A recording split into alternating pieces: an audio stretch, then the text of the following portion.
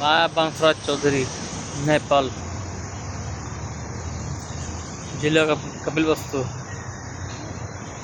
यिनी जुन मान्छेले विरोध गर्छ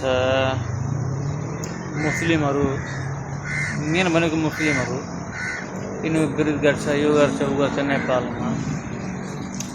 तिमीहरू कहाँबाट आएको भाइहरू, कहाँबाट आएको? तिमीहरू जन्म लिन्छौ भने हिन्दू, पछि तल आएर कटाएर मुस्लिम बन्छौ भने अल्लाह आफूको भगवान हामीहरूको अल्लाह आफूहरूको तो मुस्लिम पैदा गर्दैन, तल आएर कटाएर मुस्लिम बन्छौ भने आफूहरू के जाति के धर्म हो? आफूहरूको नेपालमा काम छैन, ठिक छ? जति हुन्छ भने साथीहरू मेरो भिडियो सेयर गरिदिनु। म हेर्छु मुस्लिमहरूको नेपालमा।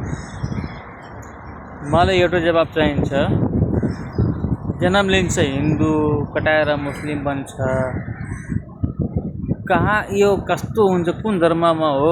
धर्मै छैन यार, मजाब हो। भाइहरू, साथीहरू, दाजुबहिनी, दिदी भाइहरू, सबै भन्छु म मेरो भिडियो सेयर जति पनि हुन्छ भने सेयर गर्छु ल।